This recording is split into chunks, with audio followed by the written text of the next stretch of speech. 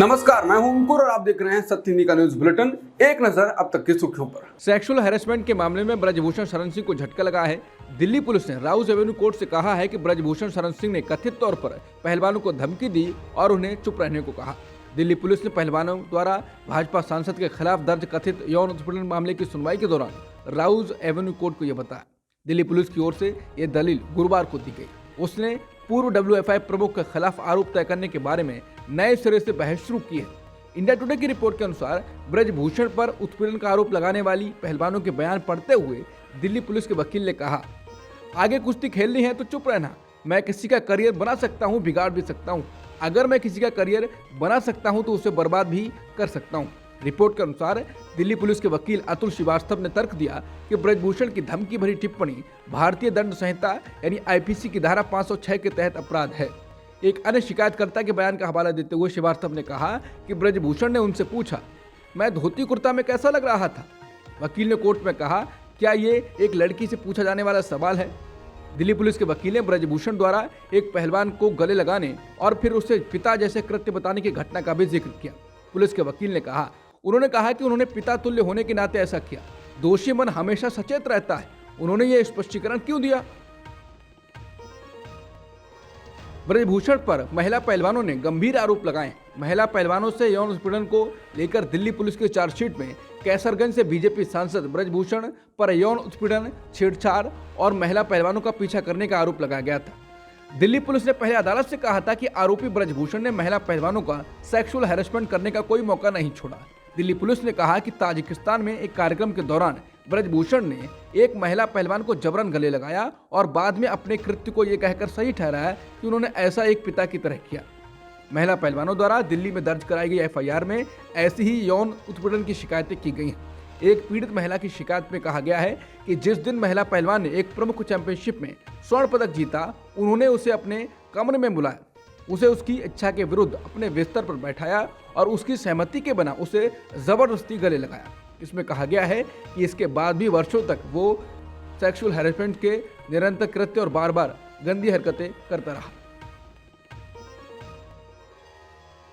कांग्रेस नेता राहुल गांधी एक बार फिर यात्रा पर निकल रहे हैं। पिछली बार राहुल गांधी ने कन्याकुमारी से जम्मू कश्मीर की राजधानी श्रीनगर तक भारत जोड़ो यात्रा निकाली थी। इस बार 8 महीने से हिंसा की आग में झुलस रहे मणिपुर की राजधानी इम्फाल से मुंबई तक यात्रा निकाल रहे हैं। इसे भारत जोड़ो न्याय यात्रा नाम दिया गया है। 14 जनवरी से शुरू होने वाली ये यात्रा 20 मार्च तक चलेगी। इस दौरान राहुल गांधी देश के 110 जिलों, 100 लोकसभा और 337 विधानसभा सीटों से गुजरते हुए 6700 किलोमीटर से ज्यादा की दूरी। ऐसे में सवाल उठ रहा है कि क्या राहुल गांधी की यह यात्रा कांग्रेस की सत्ता में वापसी करा पाएगी। राहुल गांधी की भारत जोड़ो न्याय यात्रा का समय बहुत महत्वपूर्ण है। ये वो समय है जब लोकसभा के चुनाव की तैयारियां जोरों पर हैं। उधर बीजेपी अयोध्या में राम मंदिर के सहारे माहौल को गरमाने में लगी है।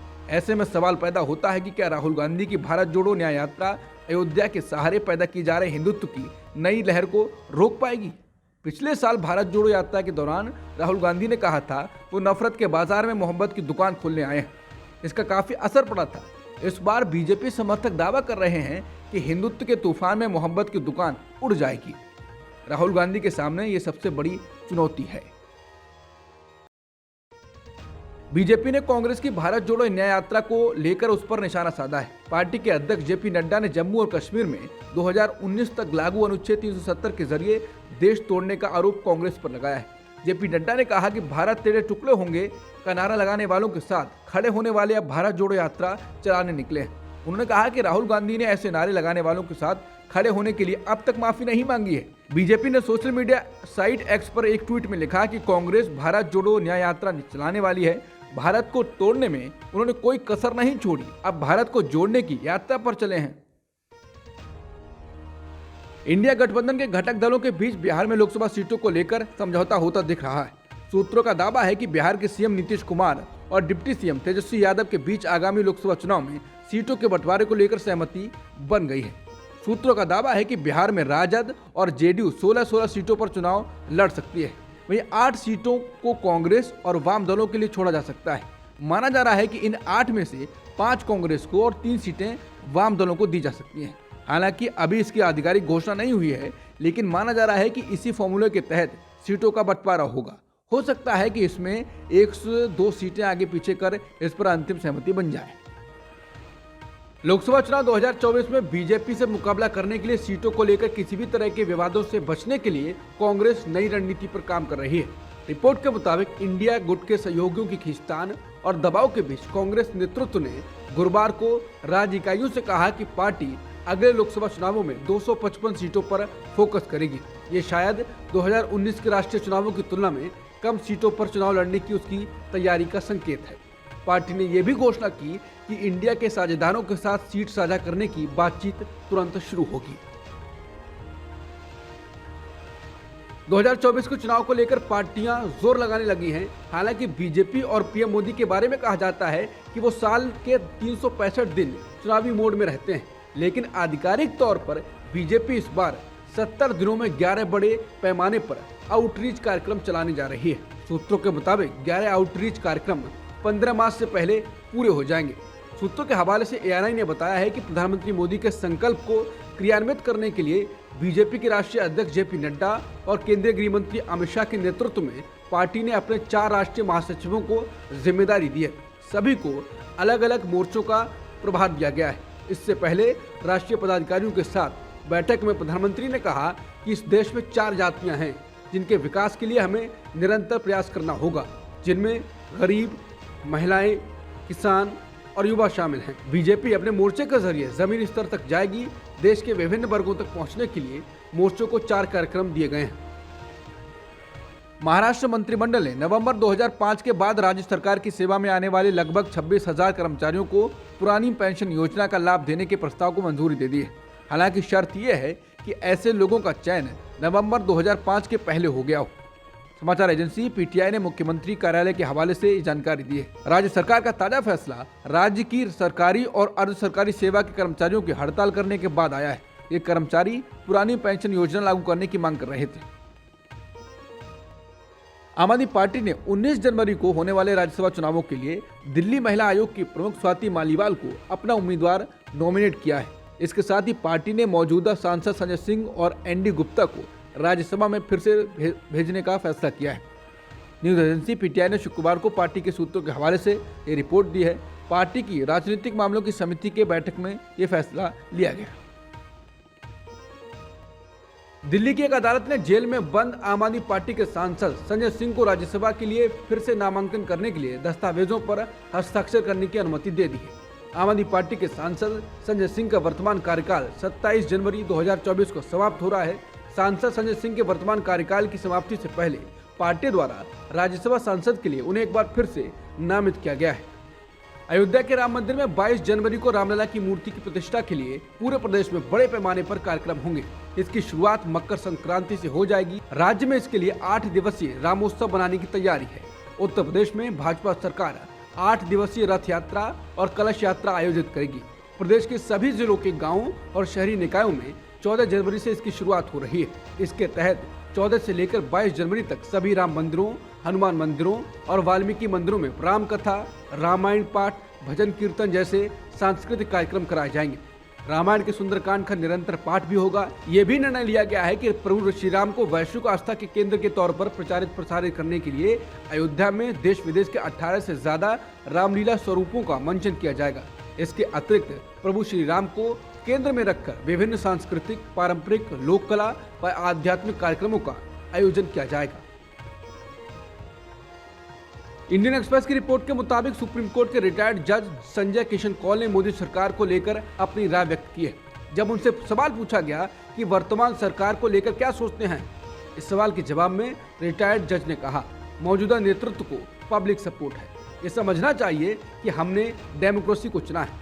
डेमोक्रेसी में भी उसके एक मेथड को चुना है, फर्स्ट पास्ट द पोल। जिसने भी राज किया है उसने 50% के कम ही वोट पर राज किया है। तो जो भी पार्टी पावर में आएगी वो यही सोचेगी कि हम जनता द्वारा चुन के आए हैं, हम जो करना चाहते हैं करने दीजिए। न्यायपालिका का काम ही चेक एंड बैलेंस का है। इसलिए जो भी सरकार में रहेगा उसे लगेगा कि उन्हें फ्री हैंड नहीं दिया जा रहा है, क्योंकि कई बातों में न्यायपालिका का हस्तक्षेप होता है, लेकिन न्यायपालिका की भूमिका तो संविधान में तय है। हम एक अपना काम करते हैं, वो अपना काम करते हैं। विपक्षी अपना काम करते हैं। संजय किशन कौल ने अपनी रिटायरमेंट स्पीच में असहिष्णुता का मामला उठाया। उन्होंने कहा कि असहिष्णुता तो घर घर में फैला हुआ है। पहले लोग एक दूसरे की बात सुन लेते थे, लेकिन अब लोग एक दूसरे के राजनीतिक विचार सुनने को तैयार नहीं है। इसलिए मैं तो अब हल्के फुल्के अंदाज में ये कहने लगा हूँ कि डिनर टेबल पर राजनीतिक बहस नहीं होनी चाहिए। कोई किसी का समर्थक होगा, कोई किसी का विरोधी होगा और फालतू का झगड़ा हो जाएगा। ऐसा सीन मेरे यहाँ भी हो सकता है। इसलिए मैं कहता हूँ कि राजनीतिक बहस नहीं होगी। जस्टिस संजय किशन कौल ने इंडियन एक्सप्रेस के साथ बातचीत में कमजोर विपक्ष के नुकसान को रेखांकित किया। उन्होंने कहा कि जब विपक्ष कमजोर हो जाता है तो एक तरह की समस्या होती है, जैसे आजकल है। जब गठबंधन की सरकारें थी तो बैलेंसिंग ज्यादा होती थी, अलग अलग विचारों को ज्यादा सुना जाता था। जब एक सरकार ज्यादा मैंडेट के साथ आती है तो वो समझती है कि उसे जनता द्वारा ये अधिकार दिया गया है कि वो जो चाहे करे। वहीं विपक्षी दल कहते हैं कि उनकी बात को भी सुना जाना चाहिए। टाइम्स ऑफ इंडिया की रिपोर्ट में कहा गया है कि साल 2024 में 68 राज्यसभा सांसद रिटायर्ड होंगे, जिनमें से 60 सांसद बीजेपी के होंगे। अपनी रिपोर्ट में अखबार लिखता है कि बीजेपी के जो नेता इस लिस्ट में हैं, उनमें 9 केंद्रीय मंत्री भी हैं जो इस साल अपने कार्यकाल पूरा करेंगे। अखबार लिखता है कि रेल मंत्री अश्विनी वैष्णव, शिक्षा मंत्री धर्मेंद्र प्रधान, पर्यावरण मंत्री भूपेंद्र यादव, स्वास्थ्य मंत्री मनसुख मांडविया और पूर्व पीएम मनमोहन सिंह समेत 57 नेता इस साल अप्रैल में अपना कार्यकाल पूरा करेंगे। वहीं जुलाई में 4 मनोनीत मेंबर रिटायर्ड होंगे। हिंडनबर्ग रिसर्च मामले में दोबारा जांच के सवाल पर सुप्रीम कोर्ट के फैसले के बाद गौतम अडानी ने एक बार फिर मुकेश अंबानी को पछाड़ दिया है और भारत और एशिया के सबसे अमीर आदमी बन गए हैं। गौतम अडानी के ग्रुप का मार्केट कैपिटलाइजेशन बढ़कर 15.11 लाख करोड़ रुपए पहुंच गया है। इससे पहले ये 14.47 लाख करोड़ रुपए था। बुधवार को सुप्रीम कोर्ट के फैसले के बाद अडानी ग्रुप की कंपनी के शेयर बुधवार को 11% तक बढ़ गए थे। अमेरिकी शहर कैलिफोर्निया के हेवर्ड में एक हिंदू मंदिर से छेड़छाड़ की गई है। मंदिर के बोर्ड पर खालिस्तान समर्थक नारा लिखा गया। भारत के प्रधानमंत्री मोदी के खिलाफ आपत्तिजनक भाषा का इस्तेमाल किया गया। शेरावाली मंदिर की यह घटना कैलिफोर्निया के नेवाक में स्वामीनारायण मंदिर से छेड़छाड़ किए जाने के कुछ सप्ताह बाद हुई है। हिंदू अमेरिकन फाउंडेशन यानी HAF ने एक्स पर अपनी पोस्ट में कहा वो घटना के संबंध में पुलिस के संपर्क में है।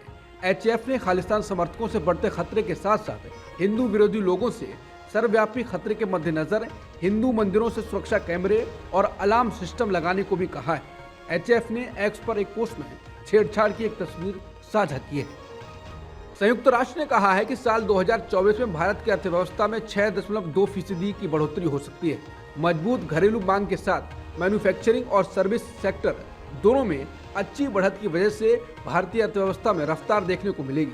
संयुक्त राष्ट्र की world economic situation and prospects report में कहा गया है कि भारत में 2024 के दौरान अर्थव्यवस्था 6.2% की दर से बढ़ सकती है, जो 2023 के अनुमान 6.3% से कम है। हालांकि साल 2024 की ग्रोथ को मजबूत घरेलू मांग के साथ मैन्युफैक्चरिंग और सर्विस सेक्टर के अच्छे प्रदर्शन से सहारा मिलेगा। यूएन ने साल 2025 में भारत की जीडीपी ग्रोथ 6.6% रहने का अनुमान लगाया है। अब तक की सुर्खियों में इतना ही। बाकी खबरों के लिए बने रहिए सत्यहिंदी.com के साथ।